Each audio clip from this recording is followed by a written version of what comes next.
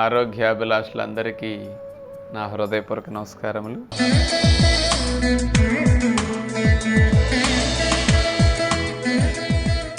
ఈరోజు మనం జీవించినంతకాలం షుగర్ వ్యాధి ఎందుకు పోదో అన్నది మనం తెలుసుకోబోతున్నాం. మనందరం చాలా రోజులుగా వింటున్న ఒక మాట, షుగర్ వ్యాధి ఎవరికైనా వస్తే డాక్టర్ గారు చెప్పే మాట ఆ పేషెంట్కి, షుగర్ వ్యాధి ఒకసారి వస్తే జీవితంలో పోదు, తల్లిదండ్రులకి ఉంటే వచ్చి తీరుతుంది. షుగర్ వ్యాధికి ఒకసారి మందు ప్రారంభిస్తే బ్రతికినన్నాళ్ళు మింగక తప్పదు.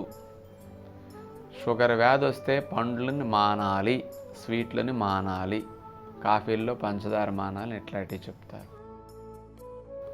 షుగర్ వ్యాధిని పోగొట్టే మందు ప్రపంచంలో ఇంతవరకు కనిపెట్టబడలేదు. ఈ మాటలు మనం వింటున్నాం.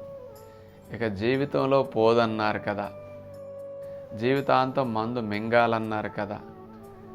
ఇక షుగర్ వ్యాధిని పోగొట్టడానికి ఇక ప్రపంచంలో ఇప్పుడు మెడిసిన్ లేదన్నారు కాబట్టి మన మనసులో కూడా ఇవన్నీ నాటుకుపోతాయి. డాక్టర్ గారు చెప్పింది ఏం తప్పు కాదండి, షుగర్ స్పెషలిస్ట్ చెప్పింది ఇవన్నీ ప్రస్తుతం జరుగుతున్న సత్యాలు కాబట్టి చెప్పారు. కానీ జీవితాంతం షుగర్ ఎందుకు పోదు అనేది మనం ఇక్కడ ఆలోచించాలి. షుగర్ వ్యాధి అంటే జీవన విధానం సరిగా లేదు అని హెచ్చరించే వ్యాధి. లైఫ్ స్టైల్ డిజార్డర్ డయాబెటీస్ అంటే. నిర్వచనంలోనే diabetes is a metabolic disorder అని ఉంది. మెటబాలిజం అంటే జీవ ప్రక్రియ. అంటే మనలో జీవ ప్రక్రియ డిజార్డర్గా నడిస్తే షుగర్ వ్యాధి అన్నారు, ఆర్డర్గా నడిస్తే ఆరోగ్య లక్షణం. 84 లక్షల జీవరాశులకి శరీరంలో జరిగే జీవ ప్రక్రియ ఆర్డర్గా నడుస్తుంది, అందుకని షుగర్ రావట్లేదు జీవితకాలంలో. మరి మనిషికే ఎందుకు షుగర్ వస్తున్నది అంటే మనిషిలో జరిగే జీవ ప్రక్రియ డిజార్డర్గా నడుస్తున్నది, అదే షుగరు అన్నారు నిర్వచనం. మరి మన డిజార్డర్గా నడవటానికి మన జీవన విధానంలో ఏవి డిజార్డర్గా చేసి నడుస్తున్నాం మనం. అందుకని డిజార్డర్గా నడిచే జీవన విధానాన్ని ఆర్డర్గా సెట్ చేసుకోండి, అదే మెడిసిన్. ఎందుకు పోదు ఆలోచించండి. మీరు షుగర్ వ్యాధి వచ్చిన తర్వాత, షుగర్ వ్యాధి రాకపూర్వం మీ జీవన విధానాన్ని ఒకసారి కంపేర్ చేసుకోండి. మీరు ఏం మారుతున్నారో, ఎందుకు షుగర్ వ్యాధి జీవితంలో పోవట్లేదో మీకే తెలుస్తుంది. మీరు ఎంత పర్సంటేజ్ మారారు రాకపూర్వానికి వచ్చిన తర్వాత. షుగర్ వ్యాధి రాకపూర్వం అంటే ఒక్కొక్కసారి అనుకోకుండా ఏదో టెస్ట్ చేయిస్తే సడన్గా ఈరోజు షుగర్ బయటపడుతుంది. పరగడుపని చూస్తే 250, తిన్నాక చూస్తే 450, 500 ఉంటుంది. అమ్మో, ఎన్నో సంవత్సరాల షుగర్ ఉంది, ఇంత హైలో ఉంది, మీకు చాలా సంవత్సరాలు అయి ఉంటుంది, మీరు గమనించుకోలేదు అని డాక్టర్ గారు అంటారు. అంటే వచ్చి 2 ఏళ్ళు 3 ఏళ్ళు కొంతమందికి ఎంతో అయ్యి ఉంటుంది బహుశా, ఈరోజు సడన్గా కనపడింది. ఇప్పటి నుంచి నువ్వు షుగర్ పేషెంట్వి అని ఒక స్టాంపు పడిపోతుంది. నువ్వు జీవితాంతం once diabetic you are always diabetic అని డాక్టర్ గారు ఒక మాట వాడతారు. సహజంగా ఇక లైఫ్ టైం ఉండిపోతుందని ఫిక్స్ అయిపోతాం. సరే, ఈ రోజు వరకు షుగర్ పేషెంట్ని కాను అని అనుకున్నాం, ఈ రోజు నుంచి షుగర్ పేషెంట్ అనుకుంటున్నాం. మరి ఇప్పటికి ముందు జీవన విధానం తీద్దాం.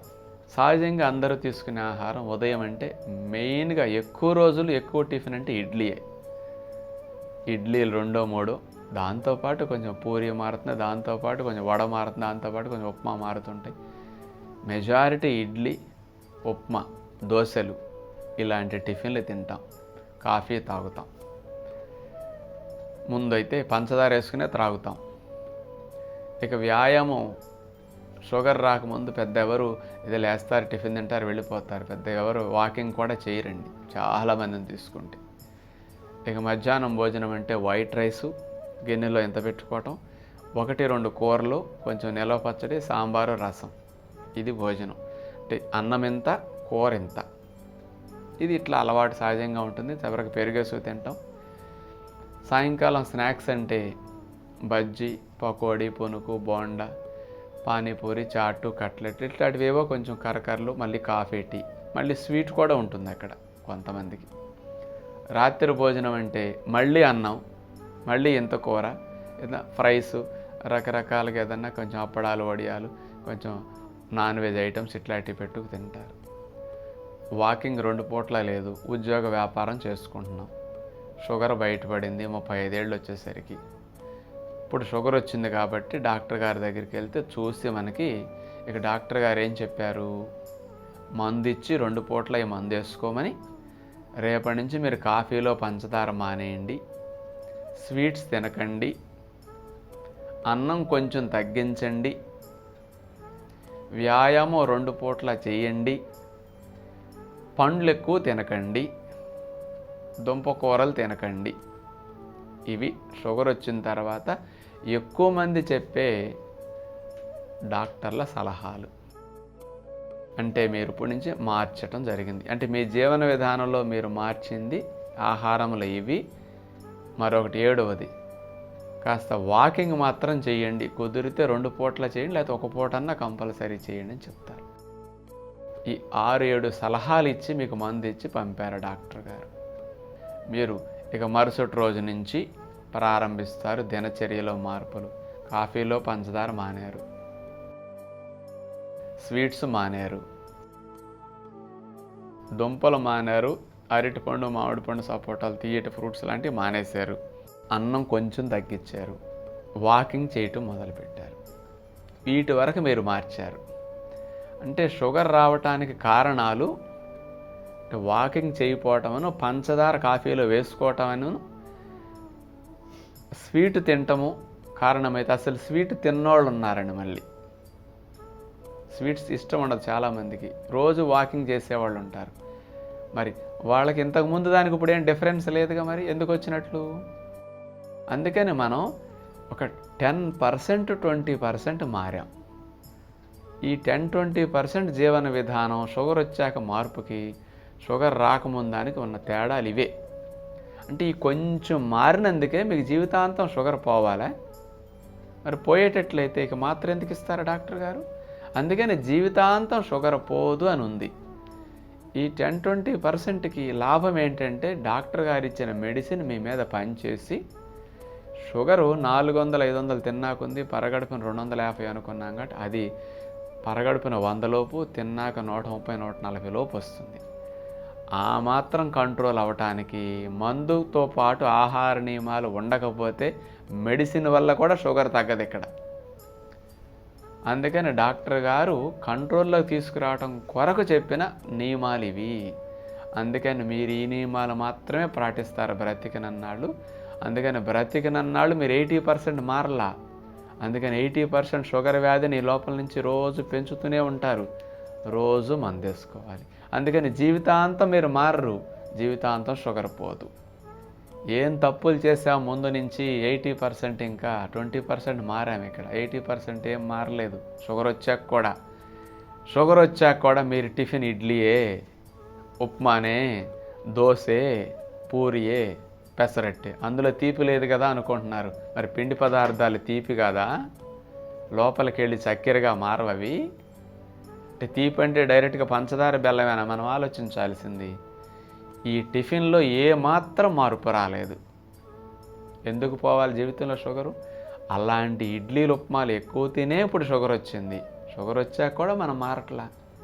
అవి మానమని ఎవరు చెప్పాలా? అవి మానితే ఇంకోటి తినమని డాక్టర్కి ఏం చెప్పాలో అవగాహన లేదు కాబట్టి ఆ ఇడ్లీయే తినమంటున్నారు. ఎంటీ కార్బోహైడ్రేట్స్ అంటే ఇడ్లీ, ఉప్మా, ఓన్లీ పిండి పదార్థాలే ఉంటాయి. ఓన్లీ పిండి పదార్థాలు మాత్రమే ఉండే ఆహారాలు షుగర్ని ఊరికే పెంచుతాయని శాస్త్రంలో స్పష్టంగా ఉంటుంది. కానీ మనం మారట్లేదు అక్కడ. మధ్యాహ్నం తెల్లటి అన్నము అది మానలా, ఏదో ఒక ముద్ద తగ్గించుంటాం అంతే. కానీ మధ్యాహ్నం తగ్గించరండి షుగర్ వచ్చిన వారు. రాత్రిపూట తినే అన్నంలో ఎంత తినే అన్నం వల్ల ఎంత తింటారు, లేకపోతే అన్నం మానేసి రొట్టె తింటారు. అది మీరు మారింది. కూరలు ఇంత తిని అన్నం ఎంత తినటం ఏం మారలా. కూర ఎంత తిని అన్నం ఎంత తింటే ఏదైనా ఆలోచన మారచ్చు. ఇక్కడ స్నాక్స్ బజ్జీ సమోసా బోండా పునుకులు తీపి లేవు కదా అనుకుంటున్నారు, అవి తింటున్నారు. మరి ఏం మారామండి? 1 గంట వ్యాయామం పెంచామంతే. కాఫీలో పంచదారను ఏదో ఫ్రూట్ తింటాం. అసలు ఫ్రూట్ చాలామంది తినరు, 3/4 మంది సరిగా. అందుకని ఇలాంటి మార్పులు మనం 3/4 పైగా చేయకుండా వదిలేసి శరీరాన్ని ఇట్లా ఇబ్బంది పెడుతూ షుగర్ని రోజు పెంచుకుంటూ ఉంటే జీవితాంతం డాక్టర్ గారికి షుగర్ కనపడుతుంది కాబట్టి జీవితాంతం మందు వేసుకోవాలి, జీవితాంతం పోదని ఆయన ఎందుకు అంటున్నారంటే మనబోటి వాళ్ళం పోగొట్టుకోకుండా కనిపిస్తున్నాం కాబట్టి పోదు అని వారికి అర్థమవుతున్నది. అందుకనే జీవన విధానాన్ని మీరు 100% మార్చండి. షుగర్ వ్యాధి ఎందుకు పోదో మీరు చూడండి. పోకపోతే ట్యాబ్లెట్ లేకుండా నన్ను నిలదీయండి. అంటే వైద్యశాస్త్రంలో జీవన విధానం గురించి పూర్తిగా మారే మార్గాలు లేవు కాబట్టి అక్కడ మందే చికిత్స కాబట్టి మందు మీదే ప్రాధాన్యత ఉంటుంది. ఈ ప్రకృతి విధానంలో జీవన విధానమే మెడిసిన్ కాబట్టి దీని మీద నొక్కి మరీ చెప్తారనమాట. అందుకని డయాబెటీస్కి మెడిసిన్ కంటే జీవన విధానమే పవర్ఫుల్ మెడిసిన్లా పనికొస్తుంది. అందుకని మీరు పూర్తిగా మారటానికి మీరు ఇష్టపడితే షుగర్ వ్యాధికి విడాకులు ఇవ్వచ్చు. అలాంటి మార్పు మనలో వస్తే చాలు, పోతుంది. మీరు పూర్తిగా మారరు. డాక్టర్ గారు చెప్పింది అక్షరాల సత్యం, వారు చెప్పింది తప్పేమీ కాదు.